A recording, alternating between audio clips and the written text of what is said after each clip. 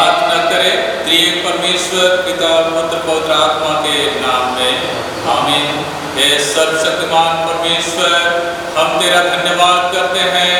तेरे अनुग्रह से आज के इस पवित्र दिन में हम पहुँचे हैं। तेरी आशीषों के जीवन में हे पिता परमेश्वर, तो अपने आत्मा के द्वारा से हम हर एक को नियंत्रण कर हमारे प्रभु यीशु ख्रीस्त के नाम में आमीन। गीत गाएंगे गीत संख्या 3। गीत संख्या 3।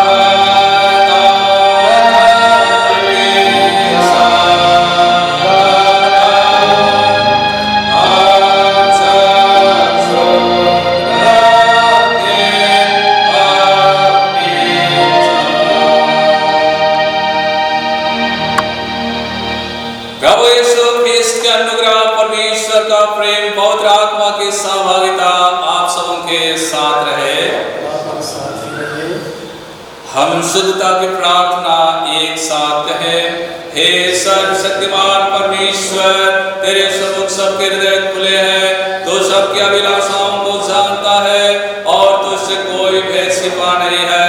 अपने पवित्र आत्मा की प्रेरणा से हमारे हृदय विचारों को शुद्ध कर, ताकि हम तुझसे पूर्ण से प्रेम करें और रीति से पवित्र नाम की स्तुति करें, हमारे प्रभु यीशु ख्रीस्त के द्वारा। आमीन। परमेश्वर के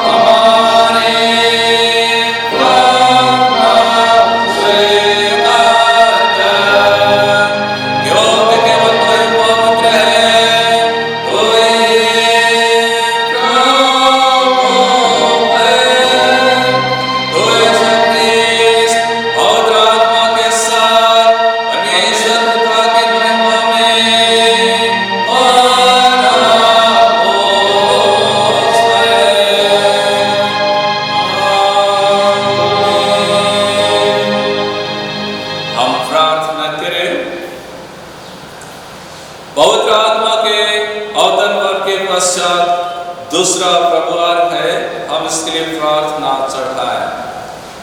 हे सर्वशक्तिमान परमेश्वर, हमारे प्रभु यीशु ख्रीस्त का पिता, तेरे पुत्र में हम सच्ची धन्यता का आदर्श नमूना देखते हैं।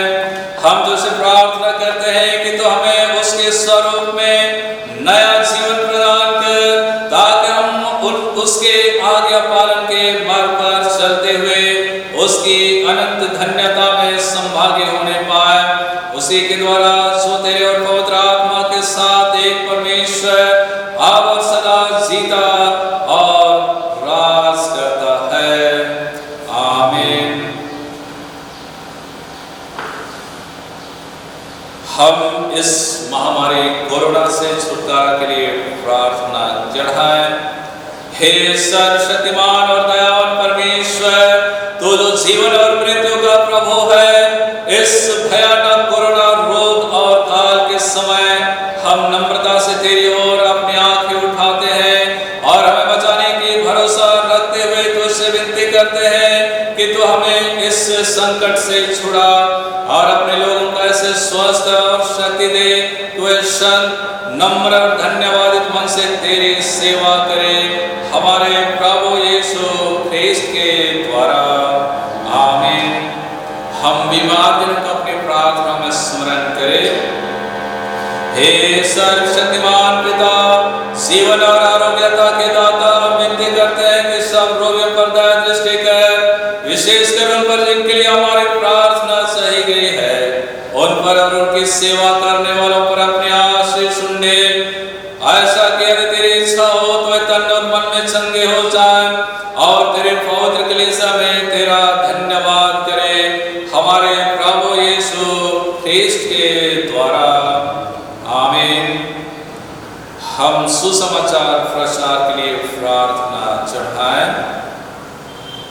हे पृथ्वी के सब जातियों के परमेश्वर, हम विनती करते हैं कि तू उन अनगिनत लोगों को स्मरण कर जो यद्यपि तेरे स्वरूप में सृजे गए हैं, तथापि तुझे और तेरे पुत्र यीशु ख्रीस्त के प्रायश्चित को नहीं जानते। यह वर देख तेरे पवित्र कलीसिया की प्रार्थनाओं के द्वारा वह सारे मिथ्या धर्म और अविश्वास से छुड़ाया जाए और तेरी सेवा करने के लिए आकर्षित किए जाए। उसी के द्वारा जिसे तूने सारी मनुष्य जाति का पुनरुत्थान और जीवन होने के लिए भेजा है, अर्थात तेरा पुत्र हमारा प्रभु यीशु ख्रीस्त। आमीन।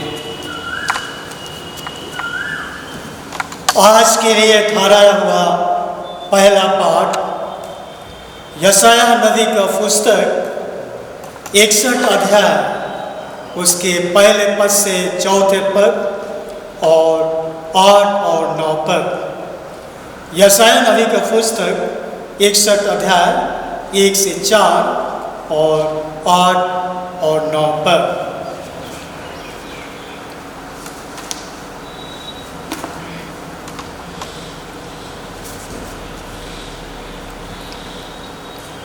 प्रभु यहोवा का आत्मा मुझ पर है, क्योंकि यहोवा ने सुसमाचार सुनाने के लिए मेरा अभिषेक किया और मुझे इसलिए भेजा है कि खेदित मन के लोगों को शांति दूं, कि बंदियों के लिए स्वतंत्रता का और कैदियों के लिए छुटकारे का प्रचार करूं, कि यहोवा के प्रसन्न रहने के वर्ष का और हमारे परमेश्वर के पलटा लेने के दिन का प्रचार करूं, कि सब विलाप करने वालों को शांति दूं और सिय्योन के विलाप करने वालों के सिर पर की राख दूर करके सुंदर पगड़ी बांध दूं, कि उनका विलाप दूर करके हर्ष का तेल लगाऊं और उनकी उदासी हटाकर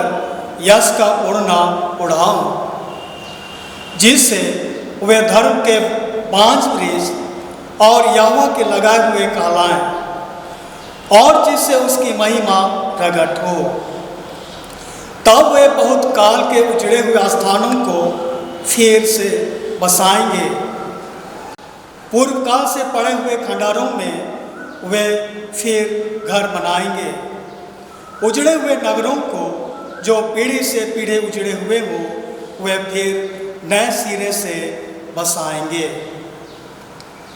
8 और 9 पद, क्योंकि मैं यहोवा न्याय से प्रीति रखता हूँ, मैं अन्याय और डकैती से घृणा करता हूँ, इसलिए मैं उनको उनका प्रतिफल सच्चाई से दूंगा और उनके साथ सदा की वाचा बांधूंगा।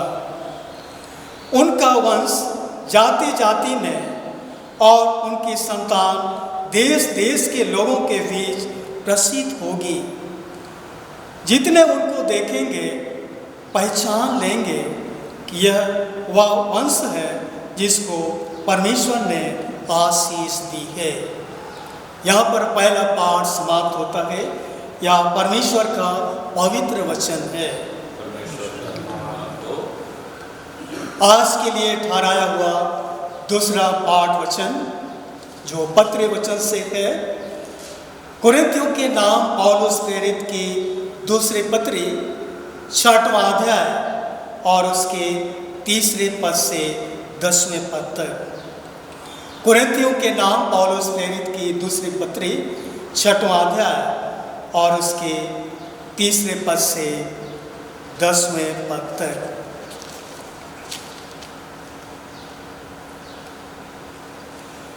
हम किसी बात में ठोकर खाने का कोई भी अवसर नहीं देते ताकि हमारी सेवा पर कोई दोष न आए, परंतु हर एक बात से परमेश्वर के सेवकों के समान अपने सद्गुणों को प्रकट करते हैं। बड़े धैर्य से, क्लेशों से, दरिद्रता से, संकटों से, कोड़े खाने से, कायद होने से, हुलड़ों से, परिश्रम से, जागते रहने से, उपवास करने से, पवित्रता से, ज्ञान से, धीरज से, कृपालु से, पवित्र आत्मा से, सच्चे प्रेम से, सत्य के वचन से, परमेश्वर की सामर्थ से, धार्मिकता के हथियारों से जो दाहिने बाएं हाथों में है, आदर और निरादर से, दुर्नाम और सुनाम से, यद्यपि भरमाने वालों जैसे मालूम होते हैं तो भी सच्चे हैं, अनजानों के सदृश्य हैं तो भी प्रसिद्ध हैं, मरते हुओं के समान हैं और देखो जीवित हैं, मार खाने वालों के सदृश्य हैं परंतु प्राण से मारे नहीं जाते, शोक करने वालों के समान हैं परंतु सर्वदा आनंद करते हैं, कंगालों के समान हैं परंतु बहुतों को धनवान बना देते हैं, ऐसे हैं जैसे हमारे पास कुछ नहीं तो भी सब कुछ रखते हैं। यहाँ तक यह परमेश्वर का पवित्र वचन है। परमेश्वर का धन्यवाद हो।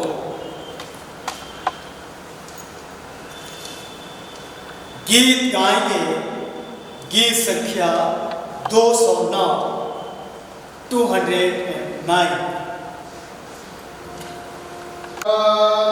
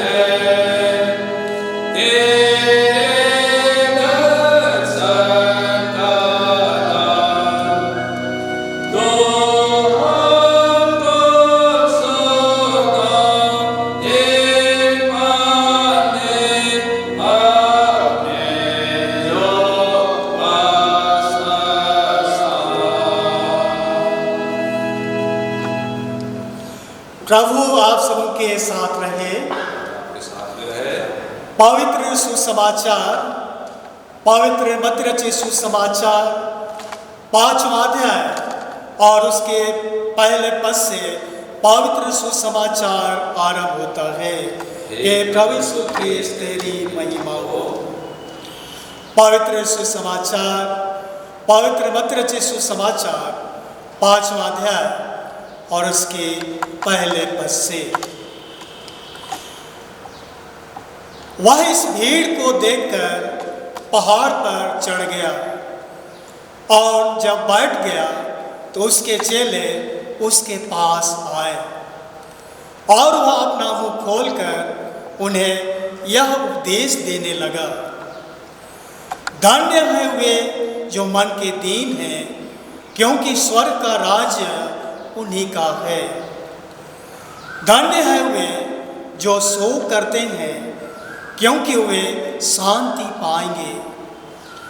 धन्य है वे जो नम्र हैं, क्योंकि वे पृथ्वी के अधिकारी होंगे। धन्य है वे जो धर्म के भूखे और प्यासे हैं, क्योंकि वे तृप्त किए जाएंगे। धन्य है वे जो दयावंत हैं, क्योंकि उन पर दया की जाएगी। धन्य है वे जिनके मन शुद्ध हैं, क्योंकि वे परमेश्वर को देखेंगे। धन्य है वे जो मेल कराने वाले हैं, क्योंकि वे परमेश्वर के पुत्र कहलाएंगे। धन्य है वे जो धर्म के कारण सताए जाते हैं, क्योंकि स्वर्ग का राज्य उन्हीं का है। धन्य हो तुम जब मनुष्य के कारण तुम्हारी निंदा करें और सताएं और झूठ बोल बोल कर तुम्हारे विरोध में सब प्रकार की बुरी बात कहें। तब आनंदित और मगन होना, क्योंकि तुम्हारे लिए स्वर्ग में बड़ा फल है, इसलिए कि उन्होंने उन भविष्यद्वक्ताओं को जो तुमसे पहले थे इसी रीति से सताया था। यह प्रभु यीशु ख्रीस्त का पवित्र सुसमाचार है। हे प्रभु यीशु ख्रीस्त तेरी स्तुति हो। हम प्रार्थना करें। सर्वशक्तिमान जीवित और सामर्थ्य परमेश्वर, हम तेरा धन्यवाद करते हैं आज के इस वचन के लिए जो तूने हमें दिया है। हे प्रभु, अपने पवित्र आत्मा के द्वारा से हमें अगुवाई दे, मार्गदर्शन दे कि हम तेरे पवित्र वचन की गहराइयों को हम समझ सकें और हमारे उद्धारकर्ता यीशु ख्रीस्त ने जो जीवित वचन पहाड़ी उपदेश के माध्यम से हमारे बीच में प्रकट किया है, उस पर ध्यान करें, अपने हृदयों से उतारें और अपने जीवन में उसका अनुसरण करते हुए आगे बढ़ते जाएं। यीशु ख्रीस्त के नाम में आमीन।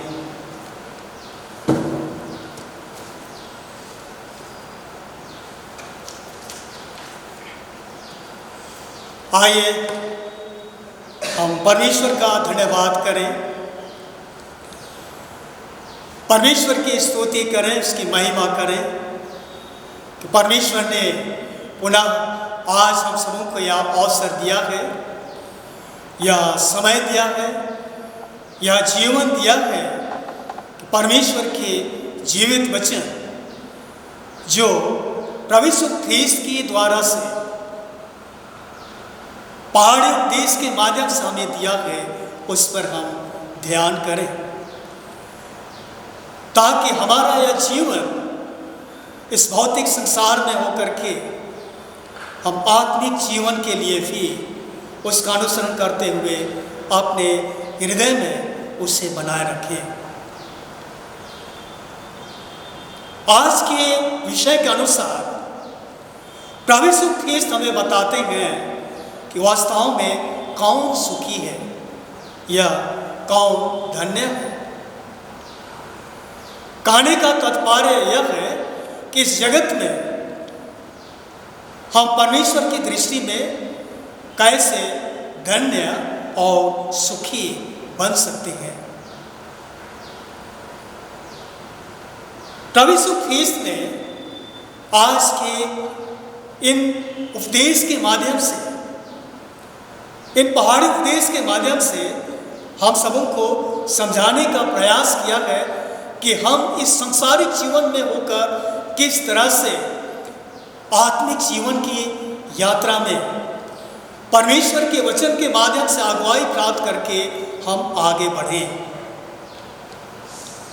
यदि हम भौतिक दृष्टिकोण से इसके संदर्भ में हम देखें तो इस संसार में सुखी या धन्य वही व्यक्ति है जिसके पास धन संपत्ति है, जिसके पास रुपया पैसा है, जिसके पास गाड़ी बंगला विलासिता की सारी वस्तुएं मौजूद हो, वही व्यक्ति इस संसार में सुखी या धन्य माना जाता है।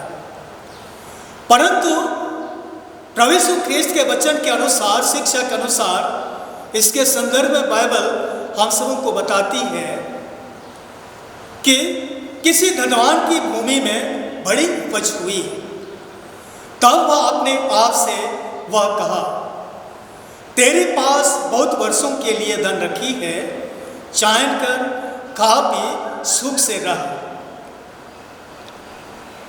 यह धनवान व्यक्ति संसारिक दृष्टिकोण से सर्व संपन्न था, सुखी था, परंतु वचन के अनुसार से, बाइबल के अनुसार से या परमेश्वर की दृष्टि में धनी नहीं था।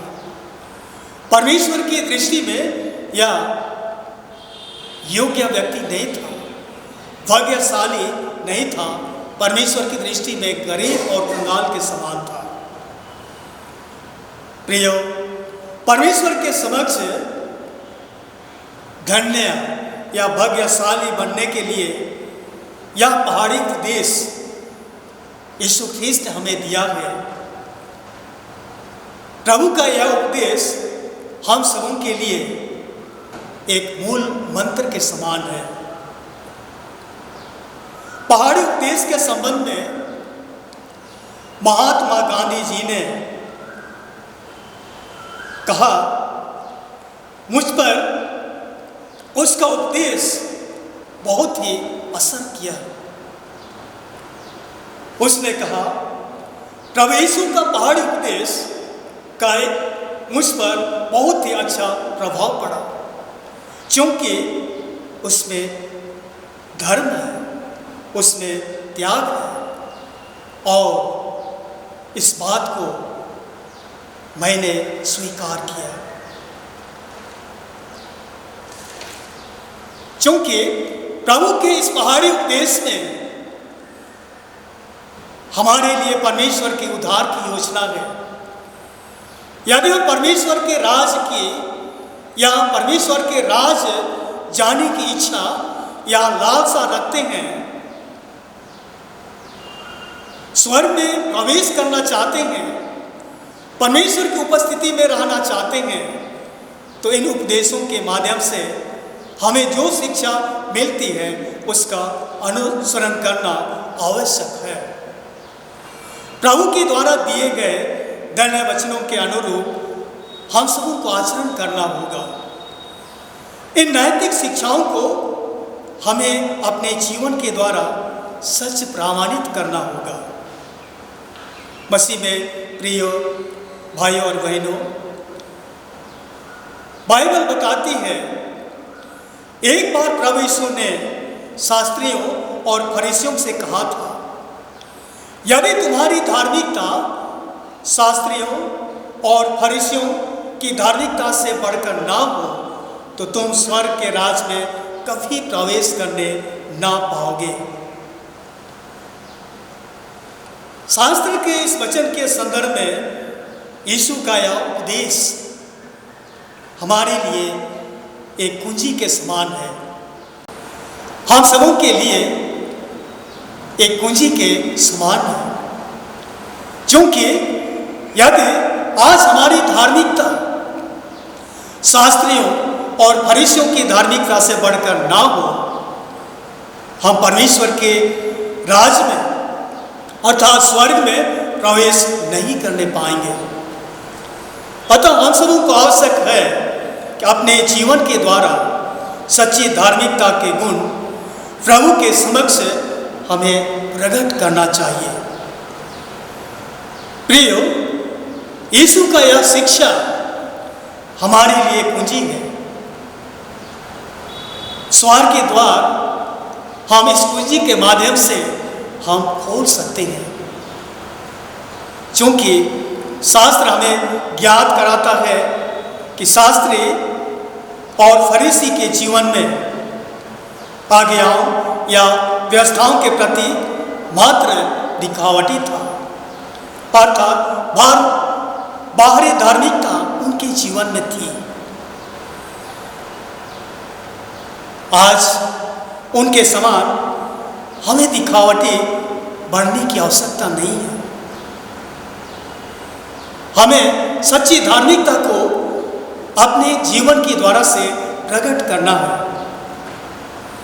आज्ञाओं या व्यवस्थाओं के प्रति दिखावटी अर्थात बाहरी धार्मिकता हम सबों को दिखाने की आवश्यकता नहीं है, परंतु पहाड़ी उपदेश के माध्यम से प्रभु ने जिस धार्मिकता का वर्णन किया है वह सच्चाई से पूर्ण धार्मिकता है, जो हमारे हृदय के गहराइयों से निकलकर लोगों के समक्ष परमेश्वर की दृष्टि में प्रकट होता है। प्रभु यीशु ख्रीस्त ने इस अध्याय के द्वारा सच्ची धार्मिकता अर्थात सच्ची आत्मिक धार्मिकता के बारे में हमें सिखाया है। अब हमारे सामने प्रश्न उठता है कि सच्ची धार्मिकता क्या है और सच्ची धार्मिकता को किस तरह से अपने जीवन के द्वारा से हम प्रकट कर सकते हैं। मत्ती रचित सुसमाचार 23वें अध्याय के 23वें वचन में बाइबल बताती है, शास्त्रियों और फरीसियों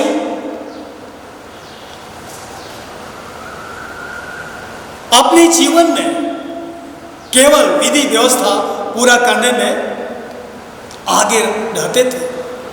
विधि व्यवस्था पूरा करने में वे किसी भी प्रकार का कोई असर नहीं छोड़ते थे। व्यवस्था की गंभीर बातों को न्याय और दया और विश्वास के जो आवश्यकता की बातें थी इनको इन्होंने छोड़ दिया था, परंतु अपने जीवन के द्वारा से उन सारे छोटे और बड़े हर एक विधि और व्यवस्थाओं को केवल बाहरी दिखावटी के रूप में पूरा किया करते थे। शास्त्रियों और फरीसियों के जीवन में धार्मिकता एक बाहरी दिखावट चीज थी जो नियम और व्यवस्था पालन करने से संबंधित था, परंतु यीशु के अनुसार मनुष्य के आंतरिक हृदय से जो सच्ची धार्मिकता का चरित्र प्रभावित होता है वह सच्ची धार्मिकता है। जो व्यक्ति परमेश्वर के वचन सुनकर उसका अनुसरण करता है वो वचन के सुनने वाला ही नहीं परंतु उसका अनुसरण करने वाला होकर अपने जीवन के द्वारा से परमेश्वर के सामने सच्ची धार्मिकता को प्रकट करता है। मसीह में प्रिय भाई और बहनों, यीशु ने अपने पहले उपदेश में घोषणा किया है कि धन्य है वे जो मन के दीन है, क्योंकि स्वर्ग का राज उन्हीं का है। यह घोषणा मन के दीन लोगों के लिए दिया है। इस घोषणा के अनुसार, इस धन्य वचन के अनुसार मन के दीन वे हैं जो पूर्ण रूप से हर परिस्थिति में परमेश्वर पर निर्भर रहते हैं, ना कि स्वयं पर। ऐसे व्यक्ति अपने आंतरिक हृदय से दीन और नम्र हैं। फिलिपियों की पत्री 2 अध्याय 6वें और 7वें पद में पौलुस प्रेरित ने लिखा है, जिसने परमेश्वर के स्वरूप में होकर भी परमेश्वर के तुल्य होने को अपने वश में रखने की वस्तु ना समझा, वरन अपने आप को ऐसा शून्य कर दिया और दास का रूप धारण किया और मनुष्य की समानता में हो गया। यहाँ तक आज्ञाकारी रहा कि क्रूस की मृत्यु भी सह लिया। प्रियो, प्रभु यीशु ख्रिस्त स्वयं परमेश्वर होकर, परमेश्वर का पुत्र होकर इस संसार में आया मनुष्य के रूप में। वह स्वयं परमेश्वर था, परंतु जब वह मनुष्य बना, इस संसार में, इस पृथ्वी पे अपने आप को दीन और नम्र किया, अपने आप को शून्य कर दिया।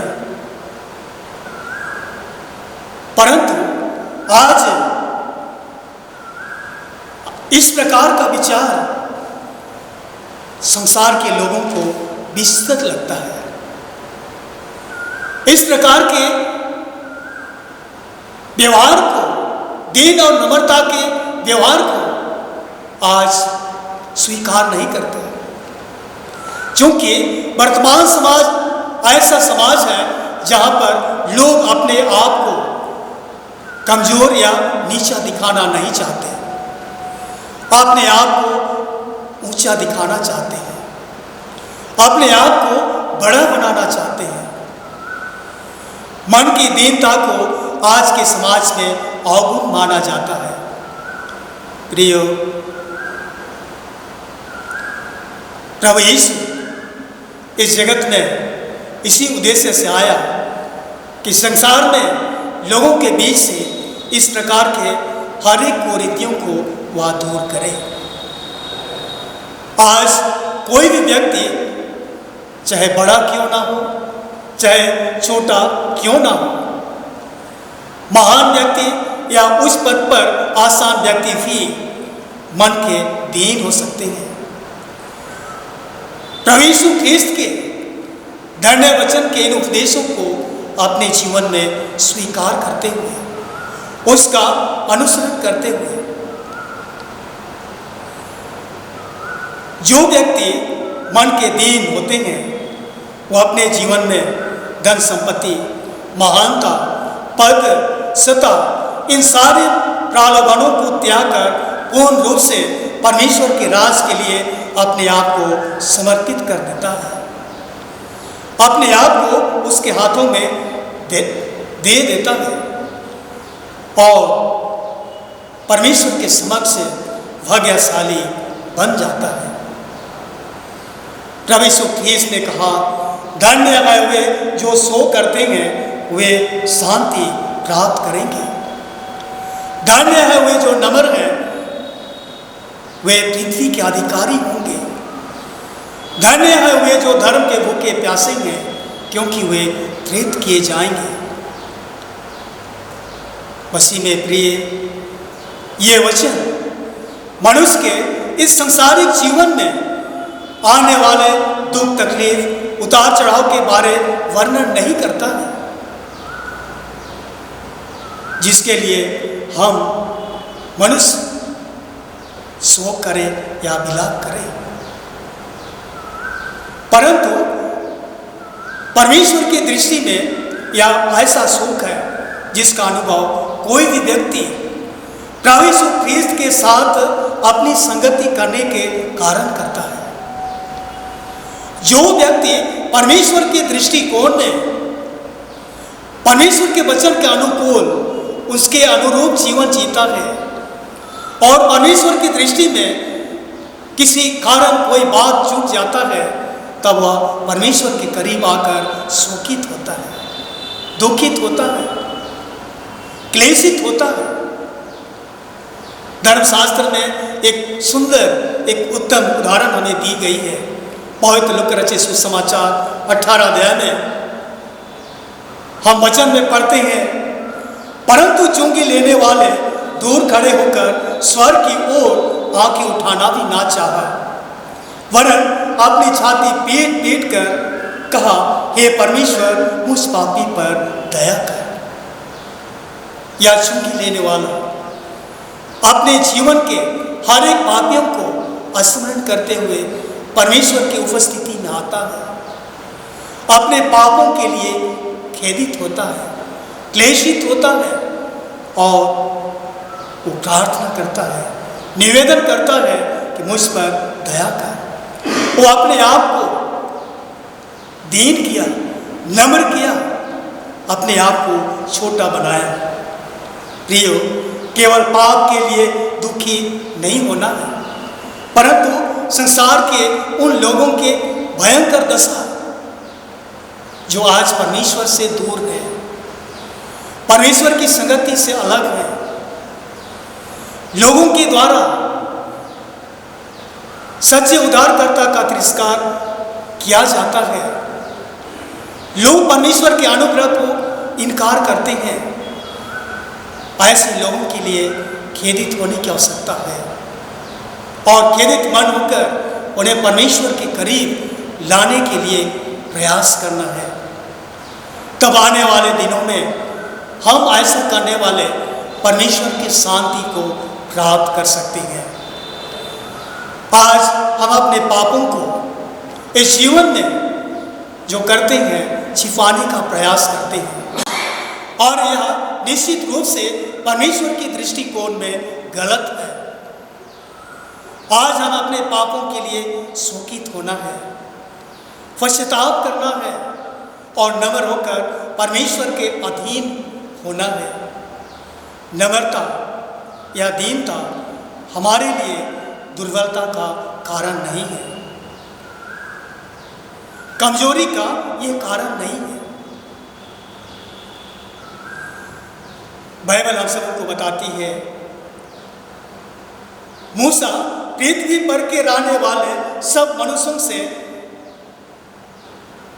बहुत अधिक नम्र स्वभाव का था। मूसा के जीवन चरित्र को हम सबों के सामने एक उदाहरण के रूप में प्रकट किया है कि हम उसका अनुसरण करें। और यीशु ख्रीस्त ने भी हमारे लिए आह्वान किया है। उसका आह्वान है, मेरा जुआ अपने ऊपर उठा लो और मुझसे सीखो, क्योंकि मैं नम्र और मन में दीन हूं। आज प्रभु यीशु ख्रीस्त के इन आह्वानों को क्या हम अपने जीवन में उतारने का प्रयास करते हैं? अपने जीवन के द्वारा से इनका अनुसरण करने की हम प्रयास करते हैं। आज हमें अपने आप को देखने की आवश्यकता है, हमें मनन करने की आवश्यकता है। क्या यीशु ख्रीस्त का यह धन्य वचन, यह पहाड़ उपदेश हमारे जीवन में है? हम उसका अनुसरण करते हैं? प्रभु यीशु ख्रीस्त ने आगे कहा, धन्य है वे जो धर्म के भूखे और प्यासे हैं, क्योंकि वे तृप्त किए जाएंगे। धन्य है वे जो धर्म के भूखे और प्यासे हैं, क्योंकि वे तृप्त किए जाएंगे। धर्म के भूखे या प्यासे अपने जीवन में धर्म के कामों को चाहते हैं। जो व्यक्ति परमेश्वर के वचन के अनुसार, उसके शिक्षा के निर्देश के अनुसार जीवन जीता है, वो अपने जीवन में सर्वप्रथम अपने जीवन के हर क्षेत्र के कार्यों में परमेश्वर को प्रथम स्थान देता है। परमेश्वर के लिए, उसके काम के लिए, उसकी इच्छा के लिए वह भूखा प्यासा होकर उनको पूरा करने का प्रयास करता है। पौलुस ने कहा, परंतु जो जो बातें मेरे लाभ की थी, उन्हीं को मैंने मसीह के कारण हानि समझ लिया। प्रभु यीशु ख्रीस्त के दर्शन के पश्चात पौलुस प्रेरित ने अपने जीवन के उन सारे लाभ की बातों को जिनके पास संपूर्ण रीति से पर्याप्त था, त्याग कर प्रभु के काम के लिए, प्रभु के वचन प्रचार के लिए भूखे प्यासे होकर उसने काम किया, अपने आप को उसके लिए समर्पित कर दिया।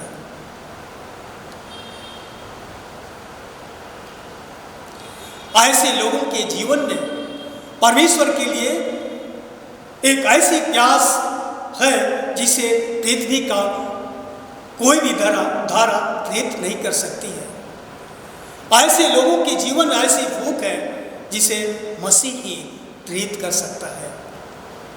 मसीह में प्रिय भाई और बहनों, ऐसे लोग पृथ्वी के अधिकारी होकर परमेश्वर के राज में भी प्रेरित किए जाएंगे। प्रभु यीशु ख्रीस्त का यह वचन भी है, धन्य होंगे जो दयावंत हैं, उन पर दया की जाएगी। प्रभु यीशु ने यह भी शिक्षा दिया, जो दयावंत हैं उन पर दया की जाएगी। दयावंत होने का अर्थ है तरस खाना, दूसरों के स्थिति परिस्थिति को देख करके तरस खाना, दूसरों पर उनकी सहायता करना। जैसे प्रभु ने हम पर तरस खाया, हमारे पापों के कारण परमेश्वर ने अपने पुत्र के द्वारा हम पर दया प्रकट किया, हम पर तरस खाया, जिसका हमें आज अनुसरण करना है। परमेश्वर की उस दया को जो हमारे लिए प्रकट किया है, हमें अपने जीवन में अंगीकार करना है। जब हम उसका अनुपालन करते तब प्रभु हमें शुद्ध मन देता है, स्वच्छ हृदय देता है, हमारा हृदय निर्मल स्वच्छ हो जाता है, हमारे विचार पवित्र होने लगते हैं। तब हम अपने आत्मिक आंखों से उसके वचन और आत्मा की सहभागिता में होकर परमेश्वर को आत्मिक आंखों से देखते हैं और हम परमेश्वर के पुत्र बन जाते हैं। परमेश्वर के पुत्र पुत्रियों के रूप में हम सिद्ध हो जाते हैं। प्रभु जब हम प्रभु के इन धन्य वचन पर ध्यान करते हैं, गहराई से इस पर चिंतन करते हैं, तब हमें ज्ञात होता है कि प्रभु का यह शिक्षा संसार की शिक्षा से कितना भिन्न है, कितना अलग है। और संसार इस नम्रता या दीनता की शिक्षा को जो प्रभु के द्वारा दी गई है स्वीकार नहीं करती है, परंतु अहंकार, बड़पन, यश और सब प्रकार की मनोभावनाओं में अपने आप को बड़ा करते हुए बड़ा करने का शिक्षा देते हैं। संसारिक व्यक्ति पाप का समर्थन करता है, उसका गुलाम बनकर वो काम करने लगता है। संसार परमेश्वर का विरोधी होता है, परंतु परमेश्वर इस बात की खोज में रहता है कि वह अपने पापी लोगों से मेल मिलाप करे और उनके पापों को क्षमा करते हुए उन्हें अपना पुत्र पुत्रियां बनाए। मसीह में प्रिय, जब हम प्रभु के उपदेशों के अनुसार जीवन व्यतीत करते हैं तो हमेशा हर समय हमारे जीवन में सचित धार्मिकता के कारण आने वाले सताहट या क्लेश विपत्तियों का सामना करने के लिए हम हमेशा तत्पर रहते हैं। आज के पवित्र वचन में हम सुन रहे थे, धन्य हो तुम जब मनुष्य मेरे कारण तुम्हारी निंदा करे और सताए और झूठ बोल बोल कर तुम्हारे विरोध में सब प्रकार की बुरी बात कहे, तब आनंदित और मगन होना, क्योंकि तुम्हारे लिए स्वर्ग में बड़ा फल है, इसलिए कि उन्होंने उन भविष्यद्वक्ताओं को जो तुमसे पहले थे इसी रीति से सताया था। आज जो परमेश्वर पर संपूर्ण रूप से निर्भर होकर के काम करते हैं, उनकी सेवकाई करते हैं, उनके जीवन में सताहट आती है। उनके जीवन में कई प्रकार से तड़नाएं आती हैं। पौलुस प्रेरित के जीवन में हम सबों ने देखा है, पौलुस ने धैर्य से क्लेश, दरिद्रता, संकट के सामना, कोड़े खाने से, इन सारे विपत्तियों को सामना करने से वो कभी पीछे नहीं हटा। परंतु यह सब परमेश्वर के दृष्टिकोण से उसके जीवन के लिए एक अनुग्रह था, एक आशीष था, आशीषित होने का कारण था। जैसे आज भी प्रकट है, आज भी हम सबों के बीच में दिखाई देता है कि प्रभु के सेवक इन सारे बातों का सामना करने के लिए हमेशा तत्पर रहते हैं। उन पर दोष लगाया जाता है, कई प्रकार का आरोप प्रत्यारोप उनके ऊपर डाला जाता है, परंतु वे परमेश्वर के वचन के अनुकूल अपने आप को उनके हाथों में समर्पित करते हुए हर क्लेश, हर संकट और विपत्ति को सहने के लिए तैयार होकर के उनका सामना करते हैं और परमेश्वर की दृष्टि में अपने आप को धन्य साबित करते हैं। मसीह में प्रिय भाइयों और बहनों, हमारा उद्धारकर्ता यीशु ख्रीस्त पहाड़ी उपदेश के इस माध्यम से हम सबों को परमेश्वर के राज्य में सुखी या धनी होने के लिए या भाग्यशाली होने के लिए इन सारे वचनों को हमें दिया है। आज जब हम प्रभु के इन पहाड़ी उपदेशों को अपने जीवन में रखते हैं, उसका अनुसरण करते हैं, उसके अनुसार हम जीवन व्यतीत करते हैं, स्वर्ग के राज के अधिकारी होने की कामना हम कर सकते हैं। उनको पूरा करते हुए हम परमेश्वर के राज के अधिकारी हो सकते हैं। आइए परमेश्वर हम सबों को आशीष करें, परमेश्वर हम सबों को सामर्थ्यवान बनाए कि प्रभु के इन धन्य वचनों को हम अपने जीवन में उतारें, अपने जीवन में उसे बनाएं, उसका अनुसरण करें और उसके अनुसरण करने के द्वारा से हम परमेश्वर के दृष्टिकोण में इस संसार में नहीं परंतु परमेश्वर के सामने हम धन्य और भाग्यशाली सिद्ध हो सके, परमेश्वर की दृष्टि में हम सुखी साबित हो सके। आइए आज के इस वचन के द्वारा परमेश्वर हम सबों को बहुतायत का आशीष दे। प्रार्थना करें। सामर्थ्य पिता, धन्यवाद देते हैं तेरे वचन के लिए। तो अपने वचनों का हम सबों के जीवन में बनाए रखने के लिए आत्मिक शक्ति हमें प्रदान कर, ताकि इन सारे बातों को जो हमारे लिए स्वर्ग की एक कुंजी के रूप में है, अपने जीवन में हम उसे बनाए रखें और इस प्रकार से हमारा जीवन तेरे नाम की महिमा के लिए, तेरे राज के लिए सिद्ध होने पाए। यीशु ख्रीस्त के नाम में आमीन। हम प्रेरितों के विश्वास वचन को एक साथ अंगीकार करें। प्रेरितों के विश्वास वचन। मैं सर्वशक्तिमान पिता, स्वर्ग और पृथ्वी के सृष्टिकर्ता परमेश्वर पर विश्वास करता हूँ।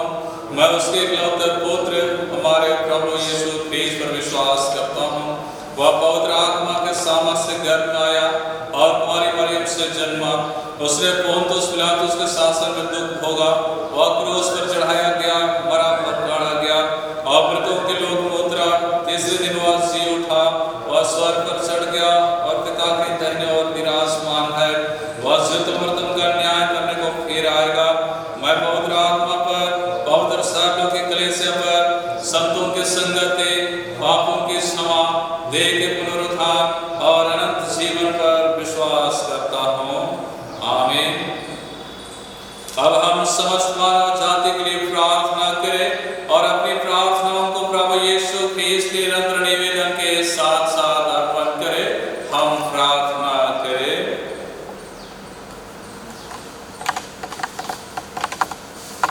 हे पिता, हम प्रार्थना करते हैं कि समस्त संसार में न्याय और और प्रत्येक व्यक्ति भरपूर जीवन प्राप्त करे।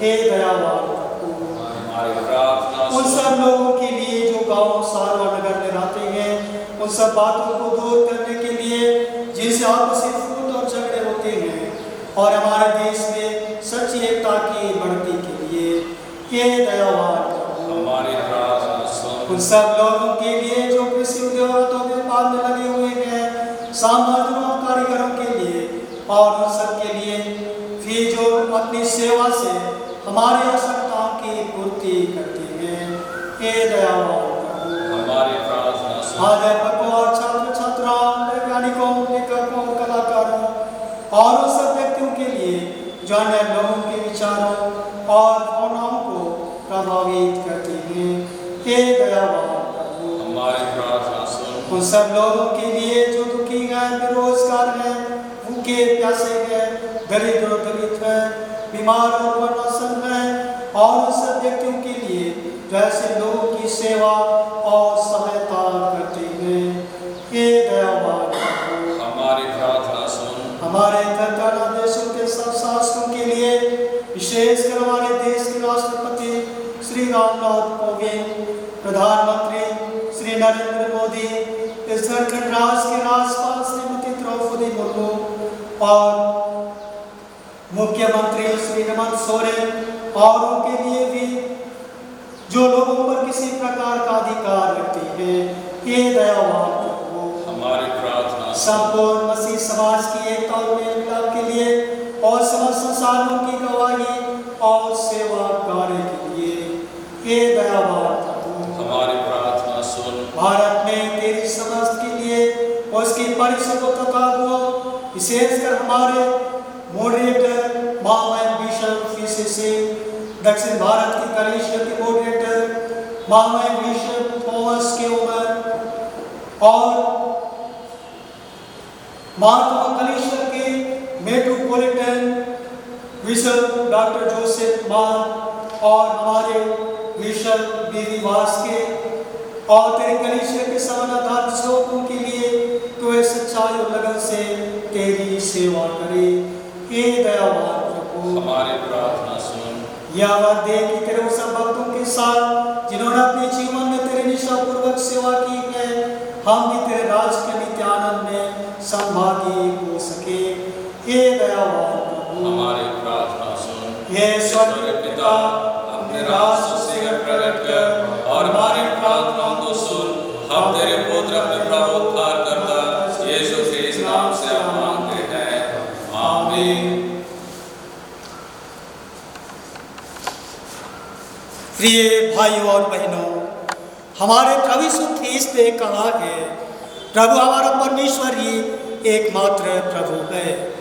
तो प्रभु अपने परमेश्वर को अपने संपूर्ण मन, संपूर्ण प्राण, संपूर्ण बुद्धि और संपूर्ण शक्ति से प्रेम कर, यह पहली आज्ञा है। दूसरी यह है, अपने पड़ोसी को अपने समान प्रेम कर, इनसे बड़ी और कोई आज्ञा नहीं है। परमेश्वर ने संसार से ऐसा प्रेम रखा कि उसने अपना इकलौता पुत्र यीशु ख्रीस्त दे दिया कि वह हमें पापों से बचाए, स्वर्ग में हमारे निवेदन करता हो और हमें शाश्वत जीवन में पहुंचाए। इसलिए हम पश्चाताप और विश्वास के साथ अपने पापों का अंगीकार करें। हम परमेश्वर की कृपा से उसकी आज्ञाओं का पालन करने का और सब लोगों के साथ मेल मिलाप और प्रेम से रहने का दृढ़ संकल्प करें।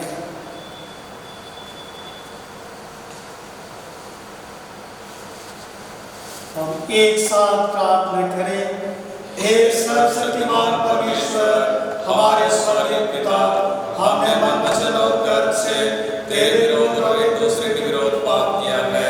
हमने अपनी आज्ञा में दुर्बलता के कारण और जानबूझकर बुराई की है और बुराई करने में असफल रहे हैं। इन सब पापों के लिए हम सचमुच खेदित हैं और अंतःकरण से पश्चाताप करते हैं। तेरे पुत्र यीशु ख्रीस्त ने हमारे अपने प्राण दिए, उसी के कारण हमें जो पाप है उनको क्षमा कर और यह बंदे भरोसा से हम नया जीवन पाकर सदा तेरी सेवा करें, ताकि तेरे पवित्र नाम की महिमा हो। आमीन। सर्वशक्तिमान परमेश्वर उन सबको क्षमा करते हैं जो एक दूसरे को क्षमा कर तो सच्चा पश्चाताप करते हैं।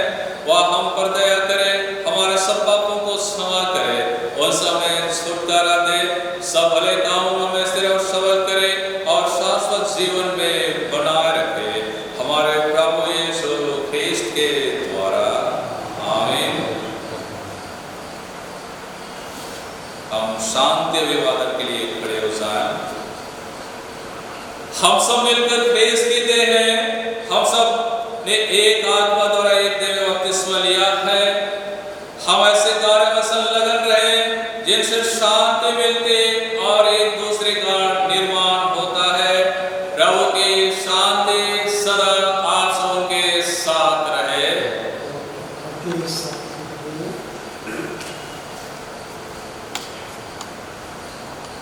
अब हम श्रद्धा और पवित्र भाई के साथ अपने चढ़ावे प्रभु को अर्पण करते हुए हम गीत गाएंगे।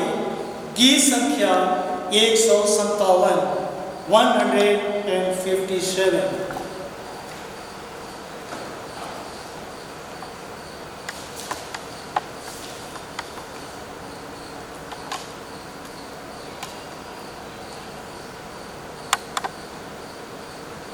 So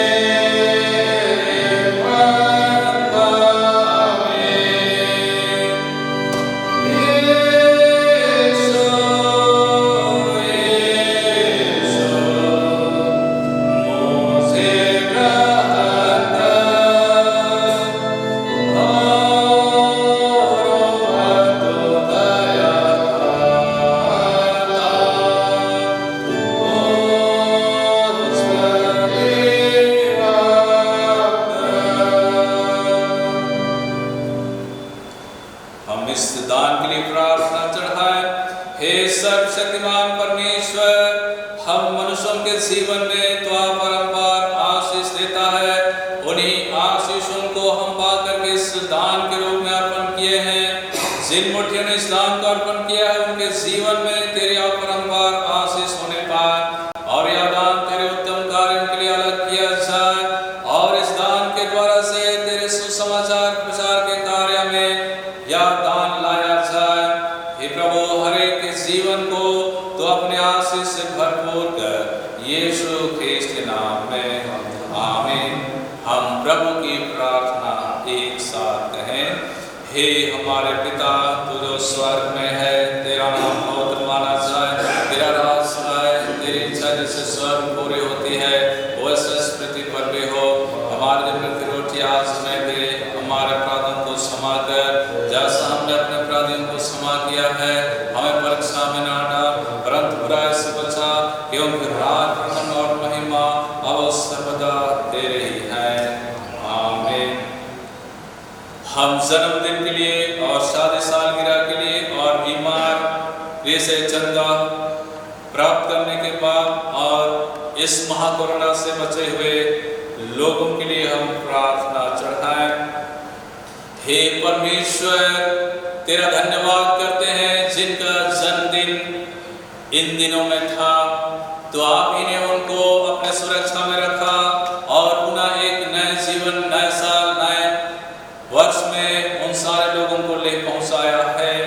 अंतःकरण से तेरा धन्यवाद करते हैं। इस नए वर्ष में जब अपने कदमों को रखते हैं तो उनके साथ हो, उनके कार्यों में, उनके जीवन में तो अपने आशीष दे, स्वस्थ और भला चंगा जीवन प्रदान कर, हमारे प्रभु यीशु ख्रिस्त के नाम में आमीन। हे परमेश्वर, जिन जनों का पवित्र विवाह के पश्चात शादी सालगिरह के अवसर पर हम सभी तेरा धन्यवाद करते हैं, वह अपने इस दंपत्य जीवन में आनंद और शांति और तेरे प्रेम को कभी ना भूले, परंतु तेरे उस शिक्षा में, उस प्रेम में बने रहे जो दंपत्य जीवन में तूने दिया है। बच्चों का आशीष दे करके और नौकरी के रूप में दे करके तूने उन सारे लोगों को आशीषित किया है। हम तेरा धन्यवाद करते हैं हमारे प्रभु यीशु ख्रिस्त के द्वारा। आमीन। हे पिता परमेश्वर, गत समय रोग और दुख के बिछौने पर पड़े हुए थे, तूने उन सारे लोगों को चंगाई का जीवन दे करके तो उन्हें आशीषित किया है। हम प्रार्थना करते हैं प्रभु, जबकि वह स्वस्थ हो गए हैं, तेरे विधि के समक्ष आकर के वह अपने आप को, अपने जीवन को तेरे पवित्र हाथ को समर्पित करते हैं, तो उसको धन्यवाद देते हैं। उनके मन और हृदय से निकलने वाली प्रार्थना को तू सुन और स्वीकार कर, हमारे प्रभु यीशु ख्रिस्त के द्वारा। आमीन। हे पिता परमेश्वर, इस कोरोना रोग की महामारी के चपेट में बहुत सारे लोग हैं, तो आप अपने सामर्थ्य हाथों को बढ़ाइए और उन्हें छुटकारा का जीवन दीजिए। तो इस पर जो कोई विश्वास और भरोसा करते हैं वह चंगाई को प्राप्त करे। और हे प्रभु परमेश्वर, विशेष करके जिनका नौकरी चली गई है, अपने काम से बेरोजगार हो गए हैं, उन सारे लोगों को तो समय की पूर्णता में जीवन में जो आवश्यक है उसे तो अपने स्वर्गीय सिंहासन से दे, हमारे प्रभु यीशु ख्रिस्त के नाम में आमीन। सूचना मैं दे रहा हूँ, आने वाले रविवार को संडे स्कूल के बच्चे और डीसी व इनके जवानों के द्वारा से आराधना चलाई जाएगी, और जितने आज हम सभी आराधना में उपस्थित हैं, अवश्य उस आराधना में भी हम अपनी उपस्थिति देंगे।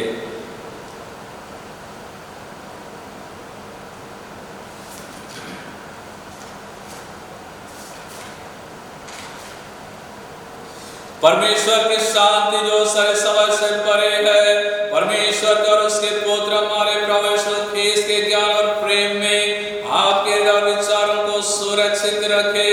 अब सर्वशक्तिमान परमेश्वर पिता के, पुत्र के, पवित्र आत्मा के आशीष आप पर हो और आप सबों के साथ सदा सर्वदा रहे।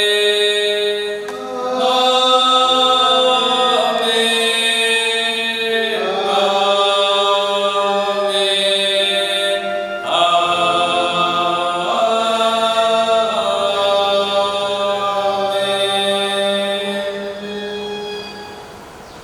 शांति से पूर्ण होकर जाइए, प्रभु से प्रेम रखिए और उसकी सेवा कीजिए। ख्रीस्त के नाम में आमीन। आप सबों को यीशु सहाय।